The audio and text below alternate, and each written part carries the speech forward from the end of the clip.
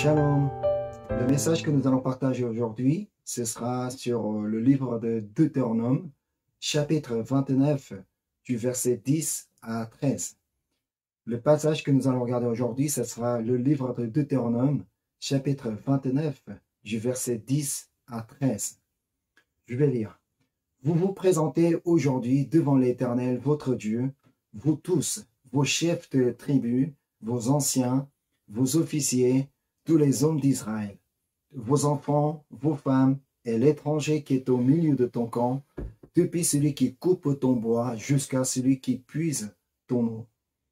Tu te présentes pour entrer dans l'alliance de l'Éternel ton Dieu, dans cette alliance contractée avec serment, et que l'Éternel ton Dieu traite en ce jour avec toi, afin de t'établir aujourd'hui pour son peuple et d'être lui-même ton Dieu, comme il te l'a dit et comme il a juré à tes pères, Abraham, Isaac et Jacob. Amen. Je vous invite à la prière. Merci Seigneur de nous avoir donné encore cette occasion de pouvoir partager ta précieuse parole, Seigneur. Seigneur, accorde-nous ta sagesse afin que nous puissions bien comprendre le message que tu veux nous donner aujourd'hui. Oh, le Saint-Esprit soit manifeste au milieu de nous, afin que ta grâce soit abondée par ce moment de message. Je te confie ce moment au nom de Jésus-Christ. Amen. Amen. D'après ce passage que nous venons de lire, nous apprenons que Moïse donne l'explication au peuple d'Israël, la raison pour laquelle Dieu les a fait sortir d'Égypte il y a 40 ans. Moïse leur dit, le fait que vous présentez devant l'Éternel aujourd'hui, le fait que vous soyez là actuellement dans le désert, le fait que vous êtes devant Dieu, c'est afin de vous établir pour son peuple et d'être lui-même votre Dieu, comme il a juré à vos pères Abraham, Isaac et Jacob. En fait, dans l'histoire de l'Exode, on n'arrête pas de mentionner 3 personnages, dont Abraham, Isaac et Jacob, comme nous venons de le voir. Ces noms reviennent aussi au moment où Dieu décide de faire sortir le peuple d'Israël depuis l'Égypte. C'est ce qui est écrit en Exode, chapitre 2, verset 24. Dieu entendit leur gémissement et se souvint de son alliance avec Abraham, Isaac et Jacob. Et encore, au moment où Moïse rencontre Dieu, Dieu se présente ainsi à Moïse. Exode chapitre 3, verset 6. Et il ajouta, je suis le Dieu de ton père, le Dieu d'Abraham, le Dieu d'Isaac et le Dieu de Jacob. Ainsi, le nom de ces 3 personnages est important dans l'histoire de l'Exode parce que Dieu leur a fait l'alliance avec eux, avec ces 3 personnages. On peut voir que Joseph connaissait aussi cette alliance. C'est ce qu'on peut voir dans le livre de Genèse, chapitre 50, verset 24. Joseph dit à ses frères, « Je vais mourir, mais Dieu vous visitera et il vous fera remonter de ce pays-ci dans le pays qu'il a juré de donner à Abraham, à Isaac et à Jacob. » Alors, quelle était donc l'alliance que Dieu a fait avec Abraham, Isaac et Jacob pour que leur nom apparaisse continuellement dans l'histoire de l'Exode? Tout d'abord, on va regarder ce que Dieu a fait comme alliance avec Abraham. C'est Genèse chapitre 12, verset 2.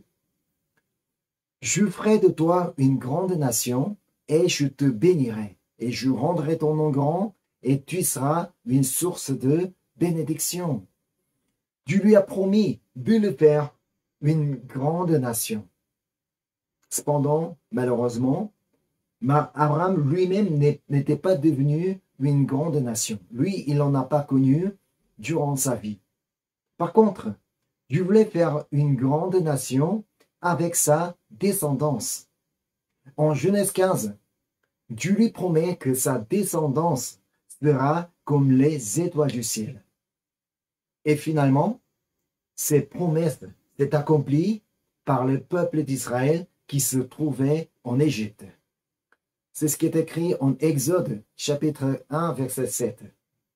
Les enfants d'Israël furent féconds et multiplièrent, ils s'accrurent et devinrent de plus en plus puissants, et le pays en fut rempli. Ils étaient devenus très nombreux, comme Dieu avait promis à Abraham. Mais Dieu avait également prophétisé qu'ils serviront les Égyptiens. C'est ce qui est écrit en Genèse chapitre 15, verset 13. Et l'Éternel dit à Abraham, sache que tes descendants seront étrangers dans un pays qui ne sera point à eux. Ils y seront asservis et on les opprimera pendant 400 ans. De plus, Dieu a promis à Abraham qu'il donnera le pays de Canaan à sa postérité. Dieu lui a adressé la parole lorsque Abraham se trouvait dans le pays de Canaan après avoir quitté sa patrie, sa maison et son père. Genèse chapitre 12, 7. L'Éternel apparut à Abraham et dit, je donnerai ce pays à ta postérité. Et Abraham bâtit là un autel à l'Éternel qui lui était apparu. Et nous savons que Dieu a conduit son peuple au pays de Canaan exactement, comme il avait dit à Abraham. C'est la raison pour laquelle Abraham prend une place importante dans l'histoire de l'Exode. Tout ce que Dieu avait dit à Abraham a été réalisé parfaitement, sans aucune erreur, comme il a prononcé. Alors, quelle était l'alliance que Dieu avait faite avec Isaac? Dieu vient à la rencontre d'Isaac lorsqu'il se trouvait à Guérar pour lui donner la promesse. Genèse chapitre 26, versets 3 et 4. Séjourne dans ces pays-ci, je serai avec toi et je te bénirai, car je donnerai toutes ces contrées à toi et à ta postérité, et je tiendrai le serment que j'ai fait à Abraham, ton père.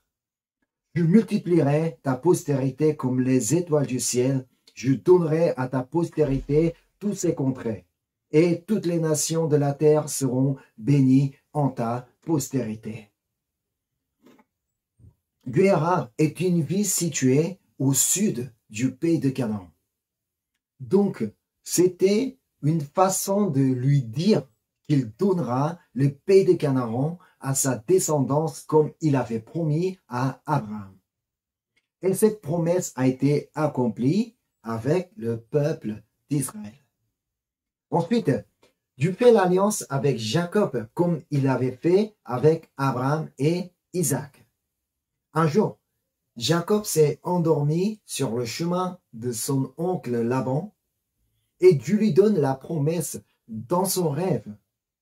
Genèse chapitre 28, versets 13 et 14.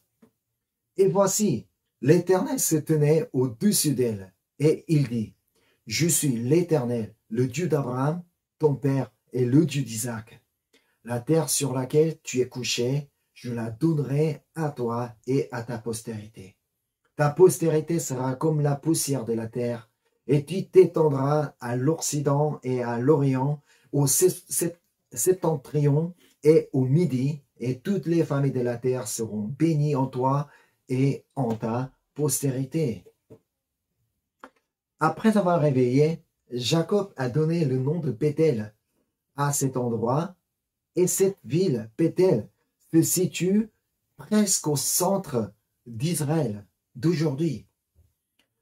Ce que Dieu a dit, ce que vraiment Dieu a voulu dire à Jacob, c'est que c'est à partir de celui-là que sa postérité sera étendue à l'Occident, à l'Orient et au septentrion et au Midi.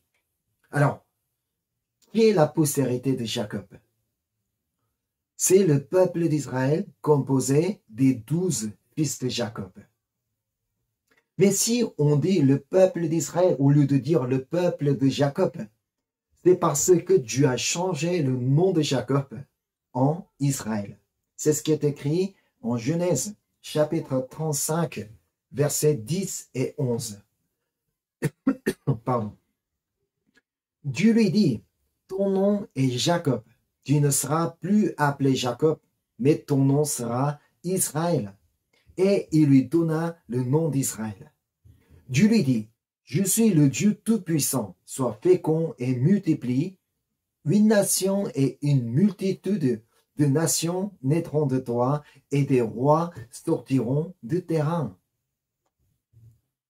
Depuis que Dieu a donné cette promesse à Jacob, comme vous savez l'histoire de Genèse, l'un de ses fils, Joseph, a été vendu en Égypte.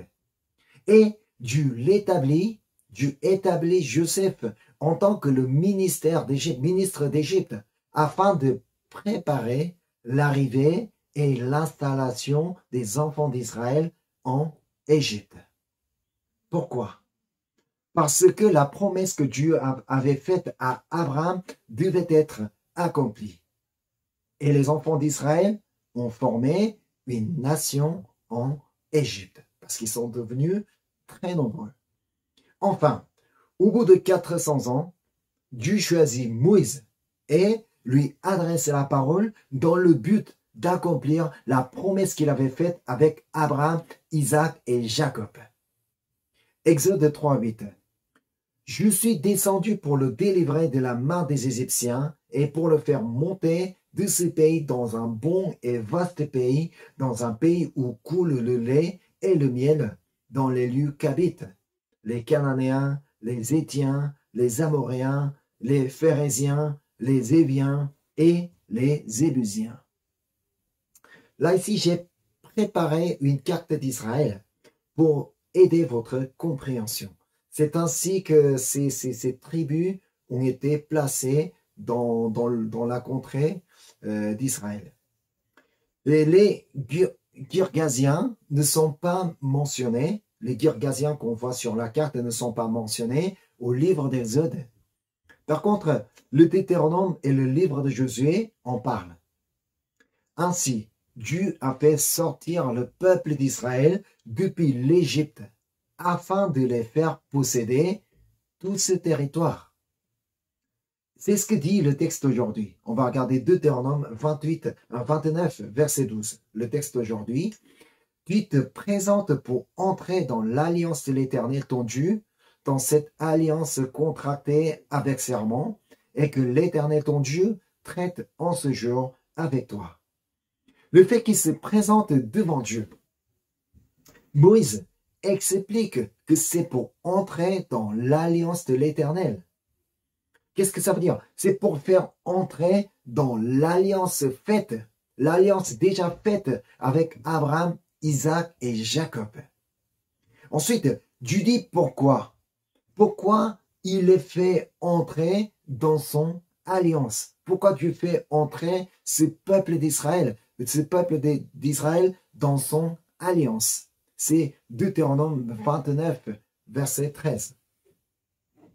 Afin de t'établir aujourd'hui pour son peuple et d'être lui-même ton Dieu, comme il te l'a dit et comme il a juré à tes pères, Abraham, Isaac et Jacob.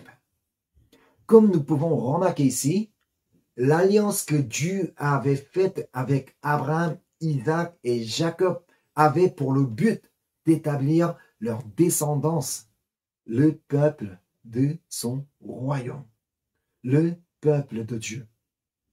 Dieu voulait qu'ils deviennent la population de la nouvelle nation que Dieu avait l'intention de fonder. À l'époque, il n'y avait pas encore un royaume qui s'appelait Israël. Mais Dieu a voulu fonder une nouvelle nation. Et cette population, le peuple d'Israël, allait occuper ce royaume. En fait, les éléments constitutifs de l'État sont le territoire, la population et le gouvernement. Pourtant, Dieu avait déjà réuni ces trois conditions pour fonder un nouvel État. Quant au territoire, on n'en possédait pas encore, mais comme Dieu avait déjà déterminé le territoire, quels sont les territoires que le peuple d'Israël va posséder, comme Dieu avait déjà déterminé, il n'y avait pas de problème. On n'avait qu'à aller conquérir. Mais ensuite, c'est le peuple d'Israël qui était désigné comme la population de ce nouvel État. Et Dieu était à la tête du gouvernement. Ainsi, Dieu avait l'intention de fonder son royaume sur la terre depuis l'époque d'Abraham. Dans ce cas, pourquoi Dieu devait-il fonder son royaume sur la terre et établir son peuple? Parce qu'il fallait un modèle. Pour ceux qui souhaitent connaître ce qui est le royaume de Dieu et ce qu'est le peuple de Dieu. Pour que cette histoire devienne un modèle. Parce que Dieu a voulu montrer comment le royaume de Dieu puisse être fondé et qui peut être le peuple de Dieu. En fait, le territoire, la population et le gouvernement sont bien évidemment des éléments constitutifs de l'État, mais il fallait aussi la loi constitutionnelle. En fait, il faut absolument la loi pour qu'un État soit fondé, pour qu'un royaume puisse fonctionner. Tous les articles de la loi sont importants. C'est vrai, tous les articles sont importants, mais surtout le premier article de la loi constitutionnelle est celui qui caractérise le mieux le pays. Par exemple, le premier article de la loi constitutionnelle de France caractérisera ce qu'est la France. Et encore, le premier article de la loi constitutionnelle de la Corée dira donc ce qu'est la Corée. Alors, pour le royaume de Dieu, pour le nouvel État que Dieu voulait fonder sur la terre, le royaume de Dieu. Vous connaissez quel était le premier article de la loi constitutionnelle du royaume de Dieu? C'est Exode chapitre 20, verset 3. Tu n'auras pas d'autre Dieu devant ma face. C'est le premier commandement des 10 commandements. C'est le premier commandement qui est le premier article de la loi constitutionnelle du royaume de Dieu. Tu n'auras pas d'autre Dieu devant ma face. Le royaume de Dieu est fondé sur ce commandement. Il n'y a qu'un seul Dieu. Il n'y a pas d'autre Dieu. Il n'y a qu'un seul Dieu. Dieu est le souverain absolu du royaume. Il n'y a évidemment aucun autre Dieu que Dieu éternel. Donc ce royaume est fondé pour Dieu et par Dieu. Le peuple est donc invité à faire confiance en ce Dieu souverain et à l'aimer et à observer toutes ses paroles. C'est la raison pour laquelle Dieu leur a donné la loi juste après la sortie d'Égypte. Parce que, sans la loi, ils ne pouvaient pas savoir ce qu'il convient de faire et ce qui est interdit de faire dans le nouveau royaume. Ils n'étaient plus soumis à la loi égyptienne.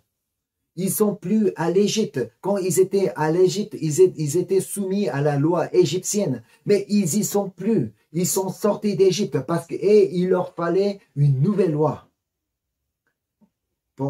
Et puis, donc, il fallait cette loi pour apprendre ce qui convient de faire et ce qui est interdit de faire dans le nouveau royaume. Alors, Dieu leur donne la loi, mais c'est dans le désert avant d'arriver au pays de Canaan. C'est là qu'on pourrait poser la question. Mais pourquoi? Mais pourquoi tu n'as pas attendu jusqu'à ce qu'ils arrivent au pays de Canaan pour donner ces lois? Si Dieu a choisi le désert pour leur donner ces lois, c'est parce que ce lieu était le mieux adapté pour les apprendre. je vous donne l'explication. Dans le désert, est-ce qu'on a à faire quelque chose? Est-ce qu'on peut préoccuper de quelque chose? On n'a rien à faire dans le désert. Tout ce qu'on pouvait faire, avancer quand Dieu dit d'avancer, s'arrêter quand Dieu dit de s'arrêter, et manger quand Dieu donne à manger, et offrir des sacrifices pour Dieu. C'est tout ce qu'on avait à faire, c'est tout ce qu'on pouvait faire. Alors le peuple d'Israël pouvait avoir du temps, parce qu'il ne pouvait pas préoccuper des autres choses. Il pouvait avoir du temps à apprendre les lois de Dieu. Ainsi, le peuple d'Israël passait le temps de préparation dans le désert pour être le peuple de Dieu. De même, devenir le peuple de Dieu, Dieu n'est pas si simple que ça. Pour être le peuple de Dieu, il faut d'abord connaître ses lois, il faut observer ses lois et il faut être dominé par Dieu souverain. Alors qu'on dit qu'on est le peuple de Dieu, moi je dis que je suis le peuple de Dieu. Mais si je ne connais pas la parole de Dieu, si je ne connais pas les lois de Dieu, si je ne connais pas les commandements de Dieu, et si je dis que je suis le peuple de Dieu, et si je crois en autre chose que Dieu, moi je crois ce Dieu-là, mais je crois en Dieu éternel, mais je crois aussi en ce Dieu-là aussi. Non, ça peut pas. Et si, alors qu'on dit qu'on est le peuple de Dieu, si on aime autre chose plus que Dieu, si on aime la famille plus que Dieu, si on aime l'argent plus que Dieu, si on aime l'étude plus que Dieu, il serait difficile de dire qu'il est un vrai peuple de Dieu. Sachez que notre Dieu, en qui nous mettons notre foi, est toujours Dieu d'Abraham, d'Isaac et de Jacob. Cela signifie que Dieu n'est pas un Dieu dans l'histoire déjà passée, mais un Dieu d'actualité, un Dieu qui est vivant et qui travaille toujours aujourd'hui. De la même manière, il n'a jamais été changé. Il veut que chacun de... Donc le peuple d'Israël n'est pas le seul peuple choisi pour qu'il devienne son peuple. Il veut que chacun de nous, chaque personne devienne aussi son peuple. Dieu veut que chaque personne puisse aussi entrer dans son royaume. Si vous voulez faire part du royaume de Dieu, soyez d'abord le peuple de Dieu. Pour être le peuple de Dieu, il faut connaître la loi de Dieu. Puis, il ne suffit pas d'en connaître, mais mettre en pratique. Mais alors, comment on peut connaître la loi de Dieu? Bien évidemment, il faut lire la Bible. C'est dans la Bible que tout est écrit. C'est pourquoi, donc, c'est l'une des raisons pour laquelle que Jésus-Christ est venu au monde, pour donner la parole. Lui qui est la parole est venu sur la terre pour nous donner la parole. Il n'est pas venu pour abolir la loi, mais il est là. Il est venu pour l'accomplir. C'est ce que nous devons savoir. Donc si nous voulons être le peuple de Dieu, nous devons aimer Dieu plus que toute autre chose, plus que toute autre personne. Dieu est le premier. Il ne peut pas être remplacé par qui que ce soit. Il faut aimer Dieu plus que toute autre chose. Et soyez soumis à votre Dieu souverain. Obéissez à votre Dieu. Obéissez. Écoutez. Soyez soumis à Dieu souverain. Sachez que Dieu promet la bénédiction à celui qui mettra en pratique la loi de Dieu pour être son peuple. Pourtant, aucun autre pays ne promet la récompense ou la rémunération parce qu'on a respecté la loi du pays. On condamne simplement ceux qui violent la loi. Mais ce qui caractérise le royaume de Dieu, ce qui est particulier dans le royaume de Dieu, c'est que Dieu, le Dieu souverain, promet la bénédiction à tous ceux qui observent la loi de Dieu. C'est ce qui est écrit en Deutéronome chapitre 28, verset 1. Si tu obéis à la voix de l'Éternel, ton Dieu, en observant et en mettant en pratique tous ces commandements que je te prescris aujourd'hui, l'Éternel, ton Dieu, te donnera la supériorité sur toutes les nations de la terre. Amen. Et encore, sachez que Dieu fait des choses surprenantes. Dieu fait des choses inattendues, inimaginables pour son peuple. C'est un Dieu souverain qui fait vraiment de bonnes choses pour son peuple. C'est ce que dit Deutéronome chapitre 29, verset 5. Je t'ai conduit pendant 40 années dans le désert. Tes vêtements ne se sont point usés sur toi et ton soulier ne s'est point usé à ton pied. Amen. Dieu a opéré des miracles pour son peuple. Même si ce n'était pas un miracle visible, quelque chose de surprenant. Mais Dieu a fait même des petits miracles pour que leurs vêtements ne soient point usés. Pour que leurs souliers ne soient point usés. Ça aussi, c'était un miracle. Ce Dieu est notre Dieu. Dieu d'Abraham, Dieu d'Isaac, Dieu de Jacob. Il veut aussi accomplir sa promesse dans notre vie si nous souhaitons être son peuple. Il veut aussi opérer des miracles dans notre vie si nous décidons traverser le désert pour être son peuple. Nous ne devenons pas aussi facilement son peuple. Il faut du temps à apprendre la loi de Dieu. Il faut du temps à aimer Dieu. Il faut du temps à vraiment se soumettre à Dieu. Alors, si vous désirez à être son peuple, observez ses lois et ses commandements. Et aimez Dieu plus que toute autre chose, plus que toute autre personne. Et soyez soumis à Dieu souverain. Notre souverain fera tout ce qu'il faut pour le bien de son peuple et il accomplira tout ce qu'il avait promis à Abraham, Isaac et Jacob dans votre vie également. Prions Dieu. Merci Seigneur parce que tu nous as donné cette occasion de partager ta précieuse parole. Merci Seigneur parce que tu es Dieu d'Abraham, Dieu d'Isaac et Dieu de Jacob. Nous voulons mettre notre foi en toi Seigneur. Nous voulons être ton peuple Seigneur. Nous voulons être dominés et gouvernés par toi Seigneur. Et ainsi nous voulons vraiment entrer dans ton royaume Seigneur. Nous voulons faire part dans ton royaume Seigneur en devenant ton peuple Seigneur. Seigneur, pour devenir ton peuple, nous souhaitons vraiment à mettre en pratique toutes les lois que tu nous as données et nous voulons vraiment t'aimer de tout notre cœur Seigneur et nous voulons être soumis à toi seul Seigneur. Ô Saint-Esprit, aide-nous afin que nous soyons un vrai peuple de Dieu. Merci encore une fois, merci pour toute la grâce que tu nous as accordée et je te prie au nom de Jésus-Christ. Amen.